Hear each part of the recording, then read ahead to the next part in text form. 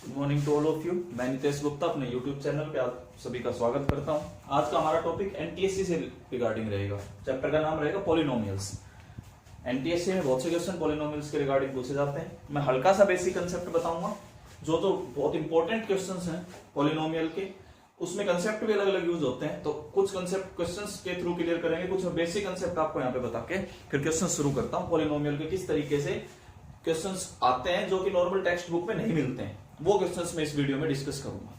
देखिए पॉलिनोमियल जैसे कोई भी ऐसा इस फॉर्म में अगर आपको कोई फंक्शन नजर आए, ठीक है, a naught X raise to the power n plus a1 X raise to the power n minus 1 ऐसे करके, ठीक है, तो वो क्या कहलाएगा? पॉलिनोमियल। कब?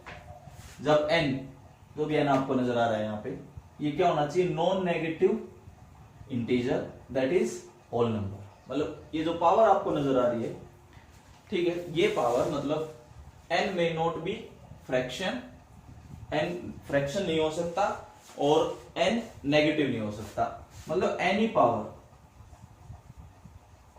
पावर ऑफ x, जो भी आपको यहां पे नजर आ रही होंगी, x की जितनी भी पावर है, any power of x must be, या ऑल पावर्स ऑफ लिख लो, ऑल पावर ऑफ x, जितने भी आपको x की पावर्स नजर आ रही हैं, all powers of x must be non-negative integer। जितनी भी आपको x की पावर्स नजर आएंगी वो सारी की सारी क्या होनी चाहिए? Non negative integer. देखो मैं कुछ यहां तक कुछ समझ आ रहा है, मैं फिर रिपीट कर रहा हूं। ऐसा कोई फंक्शन अगर आपको लिखा हुआ नजर आए तो इसका मतलब वो पॉलिनोमियल होगा, लेकिन उस पर कंडीशन रहेगी कि जितनी भी आपको पावर्स नजर आ रही हैं x पे, एक्सपोनेंट्स, इंडेक्स, कुछ भी बोल लो, ठीक है, वो नॉन नेगेटिव इंटीजर होना चाहिए। जैसे 0 हो सकता है, 1 हो सकता है, 2 हो सकता है, 3 हो सकता है। ना वो फ्रैक्शन में पावर होगी, ना वो नेगेटिव पावर होगी। ये चीज आप थोड़ा सा ध्यान रखना, ठीक है। फॉर एग्जांपल देखिए, कुछ एग्जांपल्स के साथ बात करता हूं। मान लीजिए आपने कोई पॉलिनोमियल लिया, ax square plus bx plus c, हाँ है पॉलिनोमियल। x की पावर 2 है, x की पावर 1 है, यहाँ पे x की पावर 0। मान लो कोई आपने पॉलिनोमियल लिया, एक की जगह कुछ 2x square plus 1/x plus 6। This is not a polynomial. ये पॉलिनोमियल नहीं है। क्यों? अगर आप इसको देखो तो ये ऐसे लिखा जाएगा। अब ये क्या है? Negative number. समझ आया कुछ? तो इसका मतलब this is not a polynomial, ठीक है। कोई हो सकता है आपने कोई ऐसा एग्जाम्पल लिया,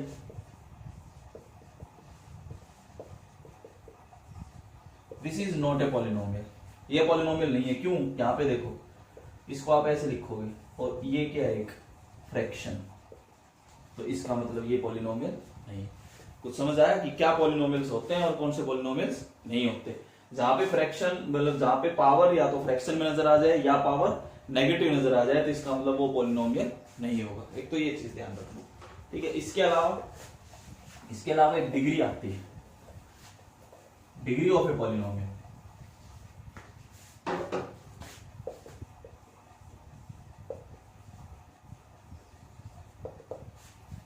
हाईएस्ट पावर ऑफ x,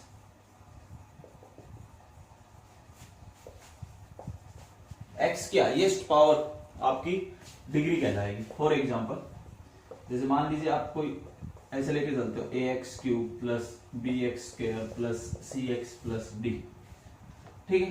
तो यहां पे जो डिग्री होगी 3, हाईएस्ट पावर ये।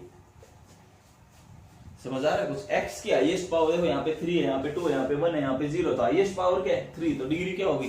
3। डिग्री समझ में आ गई? x की जो हाईएस्ट पावर है वो क्या कहलाएगी? Degree of polynomial. यहां तक सब क्लियर है, ठीक है। जैसे कि अब हम क्लासिफिकेशन ऑफ पॉलिनोमियल्स बताते हैं।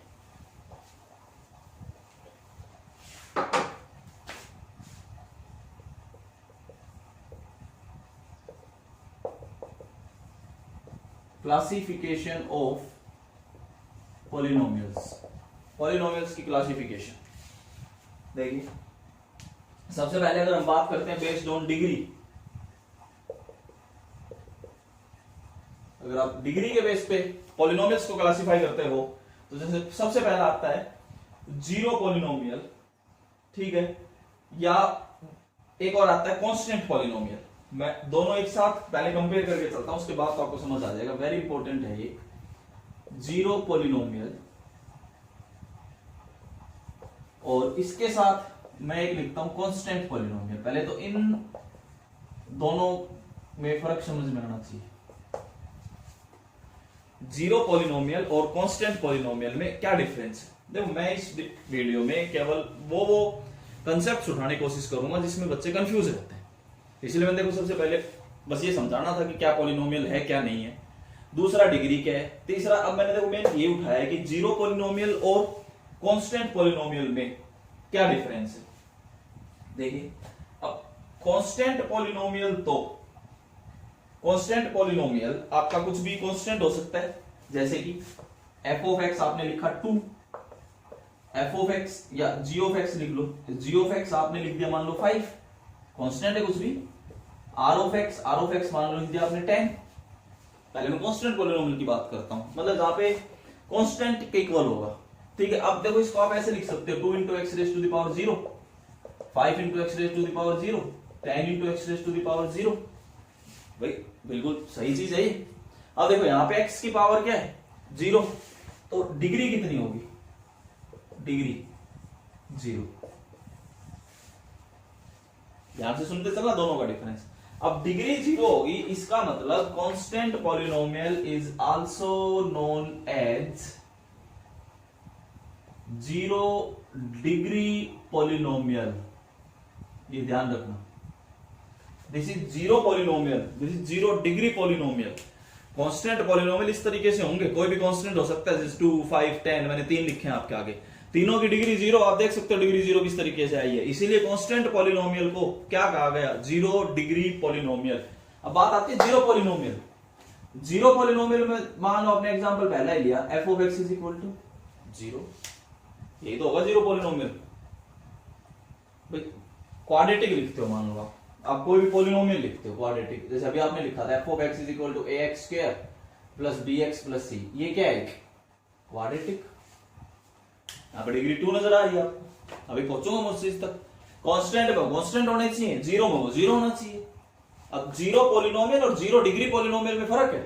अब जीरो पॉलिनोमियल को आपने ये लिखा कि भाई जो जीरो वो जीरो पॉलिनोमियल कहलाएगा, ठीक है। अब देखो इसको लिखने का तरीके बहुत है, 0 into X raise to the power 0, 0 into X raise to the power 1, 0 into X raise to the power 2, ऐसे चलते रहो, 0 into X raise to the power 10, कुछ भी लिख दो।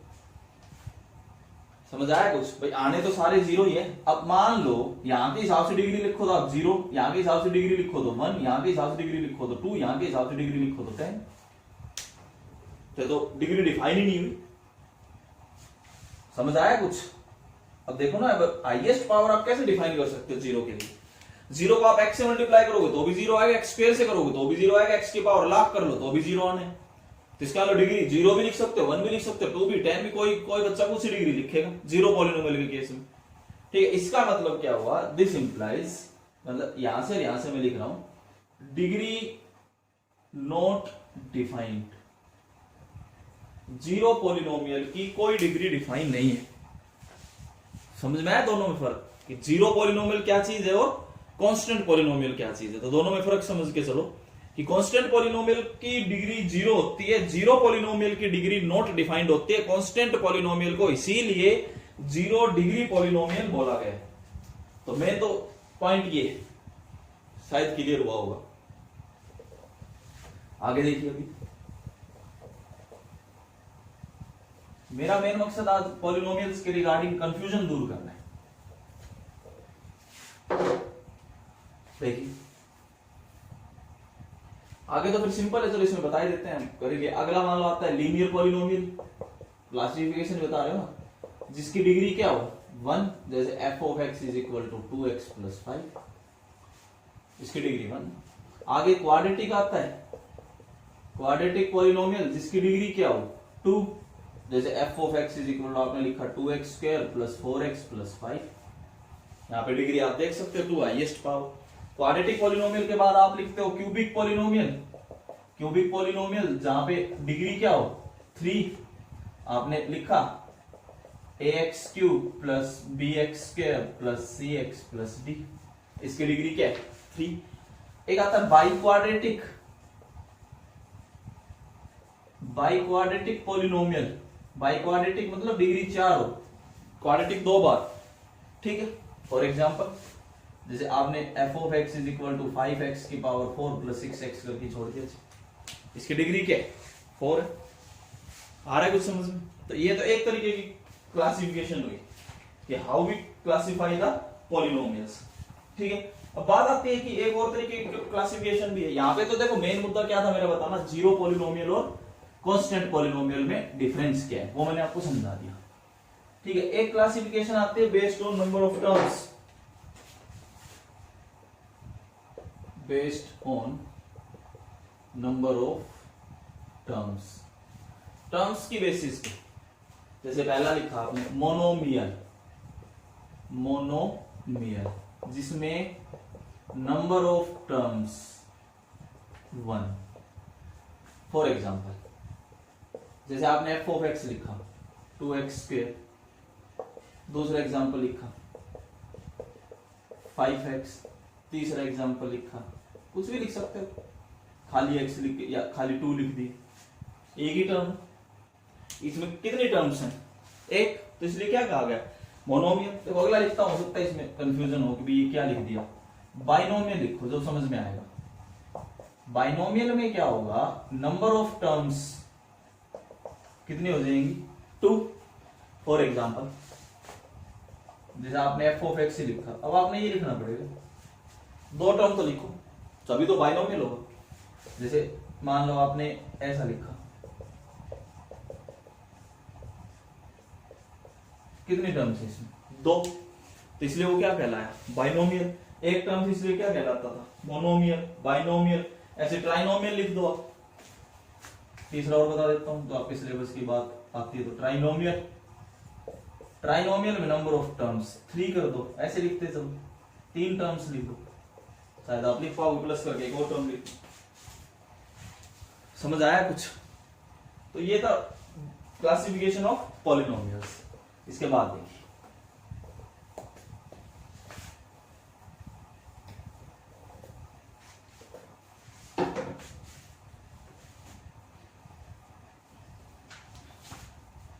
एक आता है जीरो और रूट ऑफ ए पॉलिनोमियल। जैसे एफ ऑफ एक्स कोई गिवन पॉलिनोमियल है, ठीक है, the value of x which makes F of x 0। X की वो वैल्यू जो एफ ऑफ एक्स को क्या बना दे 0। The value of X is known as, वो वैल्यू क्या कहलाएगी रूट या 0 ऑफ ए पॉलिनोमियल। एक्स की वो वैल्यू जो पॉलिनोमियल को क्या बना दे 0 बना दे, वो वैल्यू एक्स के लिए क्या कहलाएगी, वो वैल्यू सॉरी एक्स की वो वैल्यू पॉलिनोमियल के लिए क्या कहलाएगी 0 या फिर रूट। यहां तक शायद समझ आ रहा होगा, क्लियर है? जैसे कि कोई एक पॉलिनोमियल लेके चलता है 2x square minus 5x plus 3। For example F of X is equal to 2x square minus 5x plus 3। हमें क्या फाइंड करना है 0। देखिए put F of X is equal to 0, हमें तो x की वो वैल्यूज फाइंड करने ना जिनके लिए पॉलिनोमियल क्या बन जाए 0 बन जाए। याद आपने पढ़ा होगा छोटी क्लास में मिडिल टर्म फैक्टर। अगर आप 2x square minus 5x plus 3 के मिडिल टर्म फैक्टर बनाते हो तो we get 2x minus 1 into 2x minus 3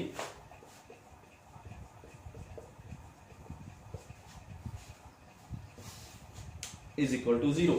आप ट्राई कर सकते हैं 2x minus 1 into 2x minus 3, या फिर एक बार बना लेते हैं कि हो सकता है गलत मिडिल टर्म फैक्टर। कैसे बनाते थे मैं बता देता हूं 2x स्क्वायर 3 दूनी 6, 3x या 2x माइनस 3x लिख लो। या पहले में से 2x कॉमन लिया, क्या है x माइनस 1 माइनस 3 कॉमन लिया, क्या है x माइनस 1। ये बना 2x minus 3 into x minus 1 बनेगा, सॉरी फैक्टर्स। ठीक है, कर लेना है। तो अब या तो x क्या हो सकता है 3/2 या फिर x क्या हो सकता है 1। या तो x की वैल्यू 3/2 आएगी या x की वैल्यू क्या आएगी 1 आएगी। अब कहने का मतलब क्या है कि अगर आप वापिस पॉलिनोमियल में x को 3/2 रखोगे तो वी गेट 0, अगर आप x को 1 रखोगे तो भी क्या मिलेगा 0। तो इसका मतलब x is equal to 3/2 and x is equal to 1, ये दोनों क्या है रूट्स ऑफ इसके f ऑफ x के, f ऑफ x के ये क्या है रूट्स। कुछ आया समझ में? x की वो वैल्यू जो आपके पॉलिनोमियल को क्या बना दे 0 बना दे, तो x की वो वैल्यूज पॉलिनोमियल क्या कहलाएंगी रूट्स कहलाएंगी। ठीक है, आगे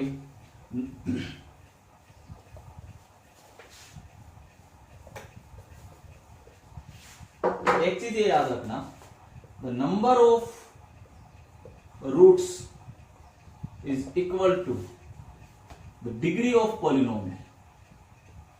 एक तो ये चीज याद रखना, the number of roots is equal to degree of polynomial. ठीक है, जितने पॉलिनोमियल की डिग्री रहेगी उतने उसके नंबर ऑफ रूट्स रहेंगे। यहां तक क्लियर? इसके अलावा एक 9th क्लास में पढ़ लेते हो आप, एक आता है रिमाइंडर थ्योरम, मैं फिर बता देता हूं।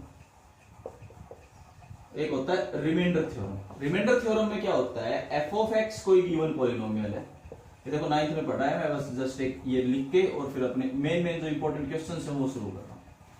एफ ऑफ एक्स एक गिवन पॉलिनोमियल है, इफ वी डिवाइड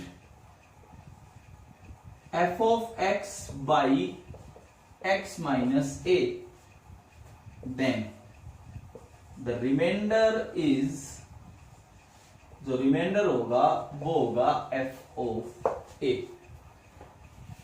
ठीक है, हो सकता है if F of X is divided by X plus A, plus से कह दिया, then the remainder is F of minus A. मतलब कहने का मतलब ये है कि इसको 0 पुट करो। कैसे आता है ये कि put x plus A is equal to 0, we get x is equal to minus A, वो यहां दिखा दो। समझ आया कुछ? तो ये होता है रिमाइंडर थ्योरम कि अगर आप गिवन पॉलिनोमियल को x माइनस ए से डिवाइड करते हो तो डायरेक्ट रिमाइंडर लिखो f of a, x plus A से डिवाइड करते हो तो डायरेक्ट रिमाइंडर लिख दो f ऑफ माइनस ए। एक तो ये चीज याद रखना। ठीक है, एक आती फैक्टर थ्योरम। देखो ये इसलिए लिख रहा हूं, मैं इनके रिगार्डिंग क्वेश्चंस लिखने वाला हूं। एक होती फैक्टर थ्योरम, वो भी लिख देता हूं। फैक्टर थ्योरम में क्या है, एफ ऑफ एक्स कोई गिवन पॉलिनोमियल है, इफ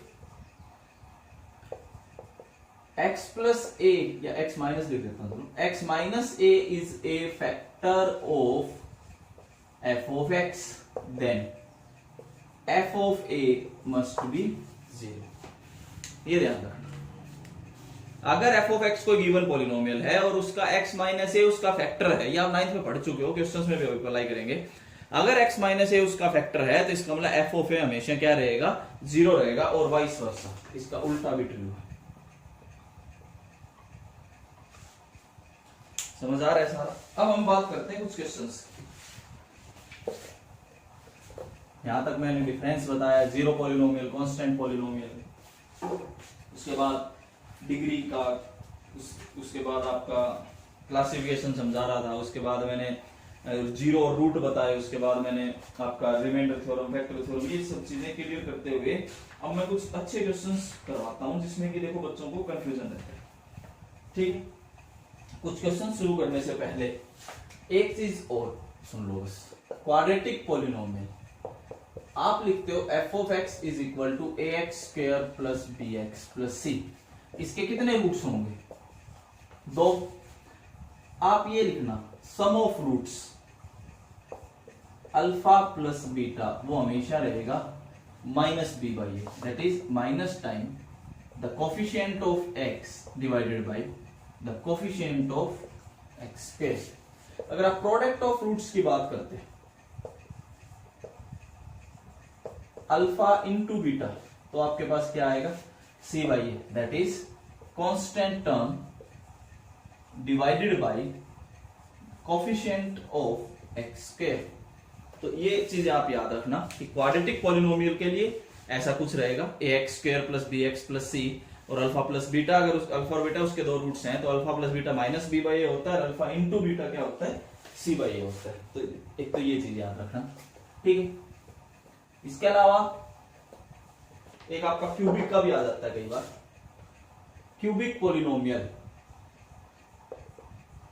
क्यूबिक पॉलिनोमियल में जैसे मान लीजिए आपने कोई पॉलिनोमियल लिया ax³ plus bx² plus cx plus d, इसके कितने रूट्स होंगे, 3, डिग्री 3 है तो रूट भी 3, अभी समझाया था, ठीक है। अब इसमें वही रिलेशन मैं आपको लिख के दे रहा हूं, alpha plus beta plus gamma, तीनों का सम अगर आप करोगे तो वो आएगा माइनस b बाई ए, जैसे उसमें आ रहा था, ठीक है। अब इसमें अगर आप प्रोडक्ट करते हो alpha into beta into gamma, तो ये भी माइनस के साथ आएगा, ध्यान रखना, माइनस d बाई ए। और एक चीज और बचती है, अगर आप दो का पेयर लिखते हो alpha beta plus alpha gamma plus beta gamma, तो वो क्या आएगा, c बाई ए। ये आप चेक भी कर सकते हैं, आपने क्वेश्चंस किए भी होंगे, समझ आ रहा है। अब हम बात करते हैं कुछ very important questions regarding polynomial.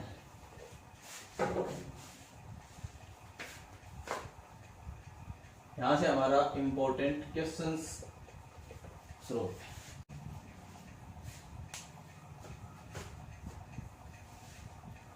Important question सब देखिए, क्वेश्चन शुरू, इसमें सुनना आप ध्यान से। हमारे पास है a माइनस 5 का whole square plus b minus C का whole square plus c minus d का whole square plus b plus c plus d minus 9 का whole square is equal to 0। ये क्वेश्चन, ठीक है। अब ध्यान से सुनना, ये क्या है, एक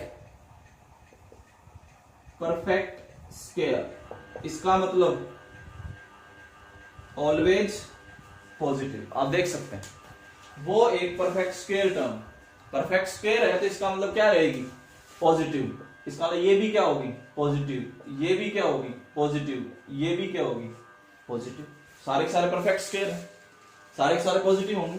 इसका मतलब sum of all positive terms is equal to 0, इसका मतलब each term is equal to 0, सभी की सभी पॉजिटिव टर्म्स का सम क्या रखा है, 0 रखा है, तो इसका मतलब सारी की सारी टर्म्स क्या होंगी, 0 होंगी। ये तो आप समझते हो भाई, पॉजिटिव टर्म्स हैं, आपस में एक दूसरी किसी को कोई कैंसिल कर नहीं सकती, तो इसका मतलब सभी का पॉजिटिव टर्म्स का सम 0 होने का मतलब क्या है कि सारी की सारी टर्म्स 0 है। इसका मतलब a माइनस 5 भी 0, b माइनस सी भी 0, c माइनस डी भी 0 और b प्लस सी प्लस डी माइनस 9 भी क्या होगा, 0। तो यहां से a की वैल्यू क्या आई, 5, b की वैल्यू c के इक्वल, c की वैल्यू d के इक्वल, और b प्लस सी प्लस डी कितना आ रहा है, 9। समझ में आ रहा है। अब आपके पास क्या आया, b प्लस सी प्लस डी की वैल्यू क्या आई, 9। अब देखो b की जगह क्या रख सकते हो, c, d की जगह क्या रख सकते हो, c, 3c is equal to 9, तो we get c is equal to 3। अगर c 3 के इक्वल है तो इसका मतलब b भी 3 है और d भी 3 है, और a हमारे पास ऑलरेडी क्या आ चुका था, 5 आ चुका था, क्लियर। एंड a की वैल्यू क्या थी, 5, b, c और d सभी की वैल्यू 3 है और a की वैल्यू क्या है, 5 है। अब हमें जिसकी वैल्यू फाइंड करनी है, अब आप वो रख सकते हो उसमें, वी गेट द आंसर। तो ये एक पहली ट्रिक थी, जैसे कि अब हमें किसकी वैल्यू फाइंड करनी थी, a plus b plus c into b plus C plus d, 5 plus 3 plus 3 into 3 plus 3 plus 3, 3 और 3 6 5 11 इंटू 9 क्या आया, 99 इज द आंसर। तो एक कंसेप्ट ये है कि सभी परफेक्ट स्क्वायर्स का सम क्या दे रखा था, 0 दे रखा था, ठीक है। तो सारी टर्म्स क्या होंगी, 0 होंगी। अगला क्वेश्चन देखिए,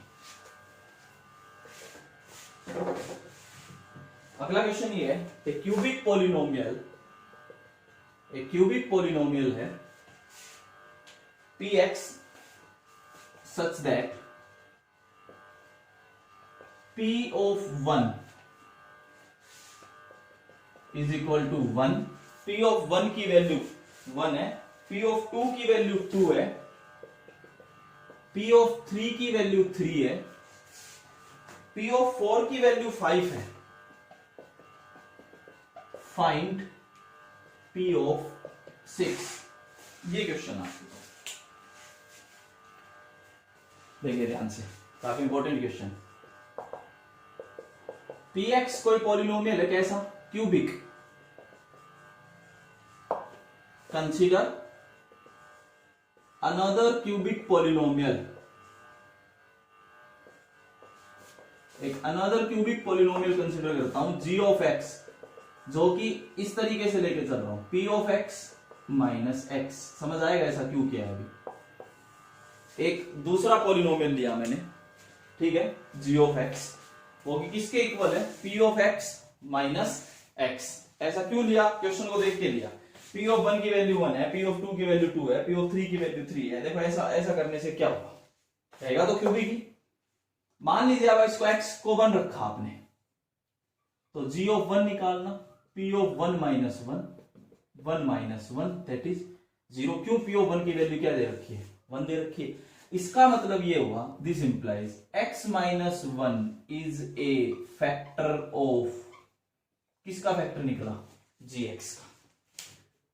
gx का तो फैक्टर हुआ ना, वो समझ आ रहा है क्या भाई। हमने gx में x को 1 रखा, किसके इक्वल आ गया, 0 के इक्वल आ गया, तो इसका x माइनस 1 उसका क्या हुआ, फैक्टर हुआ। Similarly x minus 2 and x minus 3 are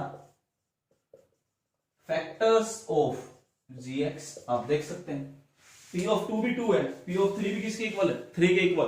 तो सिमिलरली x माइनस 2 और x माइनस 3 भी इसके क्या होंगे, फैक्टर्स होंगे।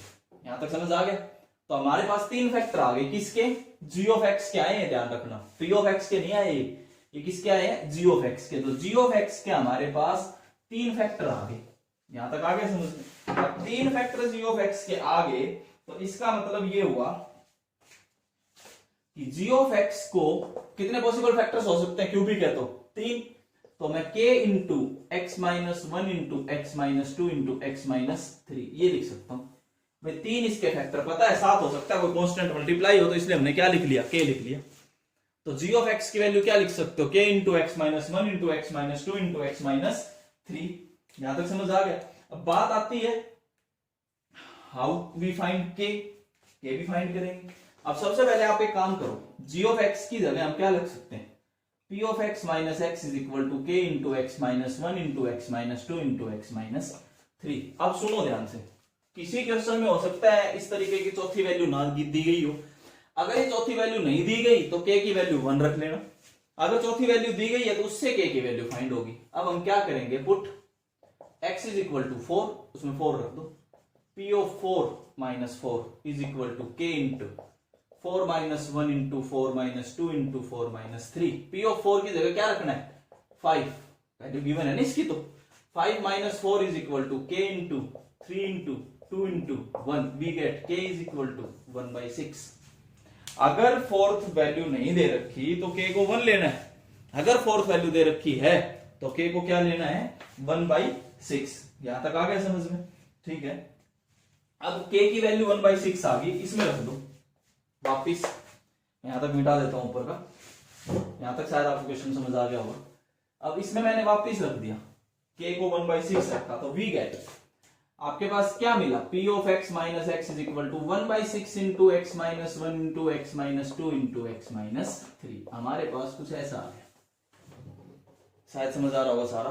Put x is equal to 6, हमें तो p ऑफ 6 चाहिए ना, 1/6 into 6 minus 1 into 6 minus 2 into 6 minus 3। इसको सॉल्व कर लो, इधर देखो क्या बनता है, 5 इंटू 4 20, 20 इंटू 3 60, 60/6 10, इसमें 6 ऐड कर दीजिए, तो p of 6 minus 6 we get 10, तो p of 6 we get 16 is the answer. एक ट्रिक ये समझ आया कुछ, अगर फोर्थ वैल्यू गिवन नहीं है तो आपने k को 1 लेना है, अगर फोर्थ वैल्यू गिवन है तो उसके हिसाब से आपका k फाइंड होगा। तो एक इस तरीके के क्वेश्चंस मिल जाते हैं, समझ आ रहा है। अगला क्वेश्चन देखिए, क्वेश्चन में भी कंसेप्ट क्लियर हो रहे हैं, ये मत सोचना कि कंसेप्ट क्या बताए थे क्वेश्चंस, इनमें भी क्लियर है कंसेप्ट। आगे देखिए, बहुत ही अच्छा question. F of X is a given polynomial, ये कोई गिवन पॉलिनोमियल है। व्हेन एफ ऑफ एक्स, चलो मैं अभी स्मॉल कर देता हूं, इज डिवाइडेड बाय, जब एफ ऑफ एक्स को x माइनस 2 से डिवाइड किया, वी गेट रिमाइंडर 3, हमें रिमाइंडर मिला 3। अगर x माइनस 3 से डिवाइड किया, if f of x is divided by x minus 3, we get remainder 2। अगर x माइनस 2 से डिवाइड करते हो तो वी गेट रिमाइंडर 3, अगर x माइनस 3 से डिवाइड करते हो तो वी गेट रिमाइंडर 2। ठीक है, क्वेश्चन क्या है? फाइंड द रिमाइंडर, हमें रिमाइंडर फाइंड करना है when f of x is divided by x minus 2 into x minus 3। अगर इनके प्रोडक्ट से डिवाइड कर दिया जाए, अगर आप देखो क्वेश्चन को पढ़ो ध्यान से, अगर f ऑफ x को x माइनस 2 से डिवाइड करते हो तो वी गेट रिमाइंडर 3। अगर x माइनस 3 से डिवाइड करते हो तो वी गेट रिमाइंडर 2। अगर दोनों के प्रोडक्ट से डिवाइड करें तो रिमाइंडर क्या होगा? अब देखिए इस तरीके का क्वेश्चन कैसे करना है, सुनिए ध्यान से। हेलो, मैं बेसिक कुछ समझाता हूं। एफ ऑफ एक्स को जब x माइनस 2 से डिवाइड किया तो we get remainder 3 by remainder theorem. इसका मतलब ये हुआ f of 2 is equal to 3। ये कंसेप्ट आप ध्यान रखो। अगर एफ ऑफ एक्स को x माइनस 3 से डिवाइड किया तो वी गेट रिमाइंडर 2। इसका मतलब f of 3 is equal to 2। F of 2 की वैल्यू क्या दे दी? 3 दे दी। एफ ऑफ 3 की वैल्यू क्या दे दी? 2 दे दी। समझ आया? करना क्या है, अगर मैं एफ ऑफ एक्स को x minus 3 into x minus 2 से डिवाइड करूं तो we have to find out the remainder. अब देखो डिवाइजर क्वाड्रेटिक है तो रिमाइंडर लीनियर हो सकता है। Let r is equal to, ये जो रिमाइंडर होगा मैं इसको क्या मान सकता हूं? ax plus b। यहां से जो रिमाइंडर होगा वो क्या मिलेगा हमें? ax प्लस b मिलेगा। भाई डिवाइजर अगर क्वाड्रेटिक है तो उससे कम डिग्री का ही तो रिमाइंडर मिलेगा। यहां तक आया समझ में? क्लियर है ये चीज? अब देखिए आगे करना कैसे। मैं क्वेश्चन मिटा रहा हूं, आपने क्वेश्चन पढ़ लिया होगा।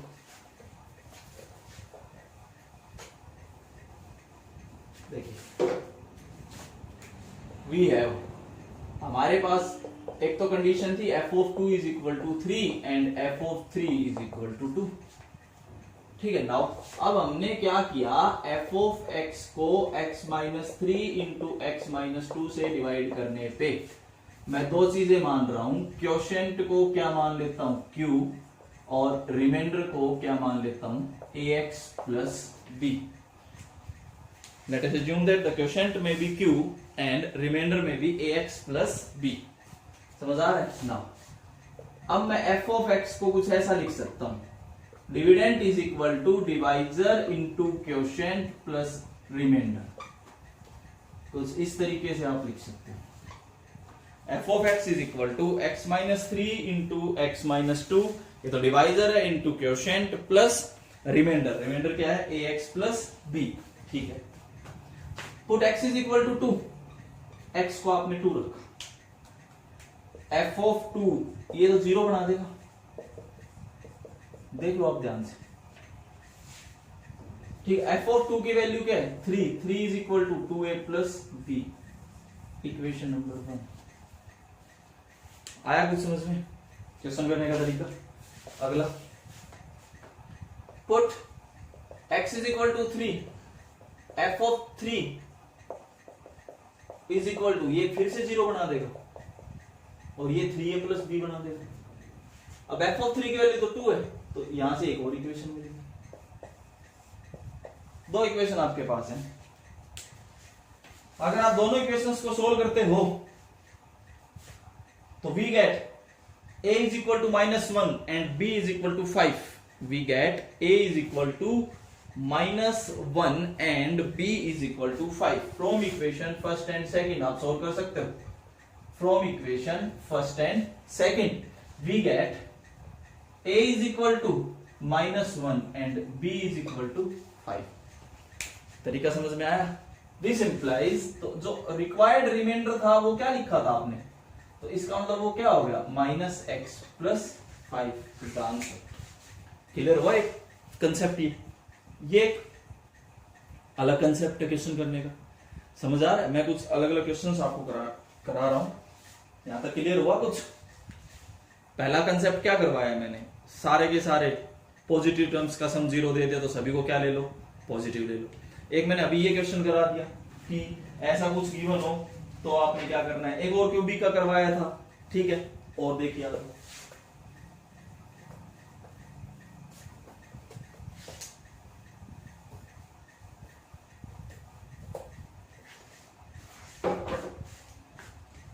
अगला क्वेश्चन आता है।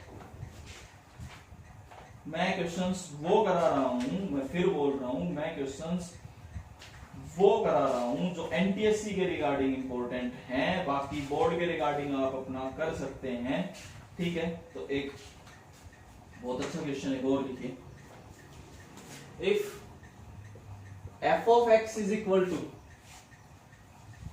a 2006 into x raised to the power 2006 plus a 2005 into x raised to the power 2005 plus up to, ऐसे चलते रहे और a नोट तक है ऐसे। f of x given and summation I is equal to 0 to 2006 a I is equal to क्या दे रखा है 0। क्लियर है यहां तक? then prove that x minus 1 is a factor of f of x। f of x का factor होगा x minus 1, ये prove करना।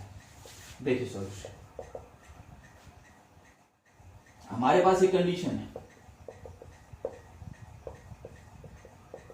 इसका मतलब ये हुआ, समेशन का क्या मतलब होता है, और i को 0 रखा, फिर प्लस, फिर 1 रखा, फिर प्लस, फिर 2 रखा, प्लस, लास्ट कहां तक जाना है 2006 तक। ये लोअर लिमिट है, ये अपर लिमिट है, प्लस का साइन चलता है। ये आपके पास गिवन है, ठीक है। इस समेशन का मतलब ये चीज है। नाउ f of x लेके चलता हूं, a 2006 plus a 2005 plus up to a nought. मैंने एक समेशन का क्वेश्चन उठाया, ठीक है। क्या किया, put x is equal to 1, हमें तो प्रूव करना है ना कि x माइनस 1 इसका फैक्टर होना चाहिए। f of 1 is equal to a 2006 into 1 की पावर 2006 a 2005 इंटू 1 की power 2005 plus up to a nought. ये आ गया। अगर आप इसको लिखते हो तो देखो ये बना a 2006 a 2005 plus plus plus up to a nought, और एक्चुअल में इसकी वैल्यू तो क्या दे रखी है 0, यूजिंग इक्वेशन फर्स्ट। पहली इक्वेशन का यूज कीजिए और इसकी वैल्यू क्या आ गई 0 आ गई। हो गया question. This implies f of 1 की वैल्यू क्या है 0, इसका मतलब x minus 1 is a factor of, किसका factor f of x। Clear हुआ? एक ये क्वेश्चन है जो समेशन के हिसाब से पूछा जा सकता है। शायद समझ आ रहा होगा मैं क्या समझाने की कोशिश कर रहा हूँ। पॉलिनोमियल के कुछ अच्छे अच्छे क्वेश्चंस हैं जिनको मैं सॉल्व करने की कोशिश कर रहा हूँ। मैंने एक वीडियो में सिंथेटिक डिवीजन पहले ही डाला हुआ है, वो वीडियो अलग देख लेना, ठीक है। उसके अलावा कुछ क्वेश्चंस हैं वो मैं डिस्कस कर रहा हूँ, समझ आ रहे होंगे शायद। कुछ अलग अलग क्वेश्चंस हैं ये। क्लियर है ये सब चीज? आगे देखिए, एक क्वेश्चन और करते हैं।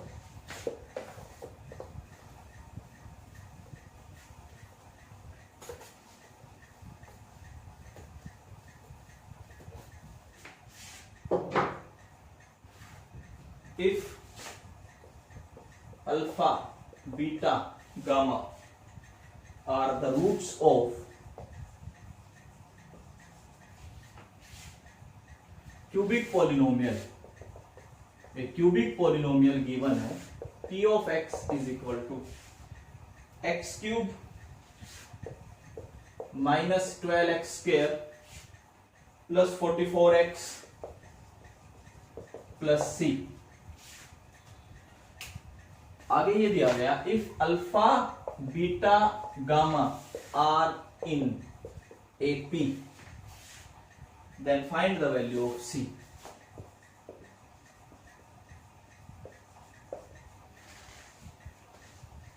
देखिए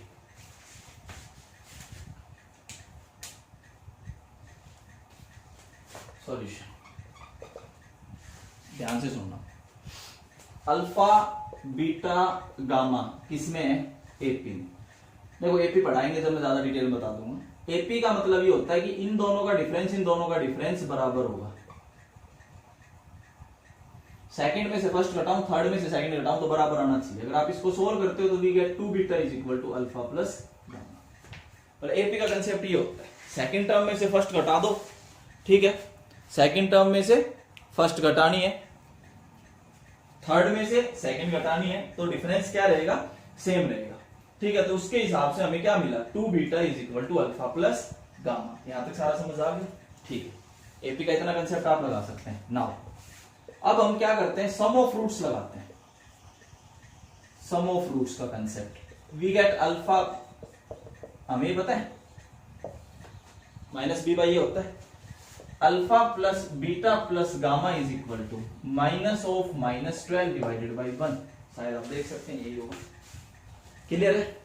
अब सुनो, अल्फा और गामा का सम किसके इक्वल है? 2 बीटा के इक्वल। एपी के कंसेप्ट अगर आप इन दोनों को ऐड करते हो तो we get 3 beta is equal to 12, तो we get beta is equal to 4। Clear है? बीटा की वैल्यू हमारे पास क्या आ गई? 4 आ गई।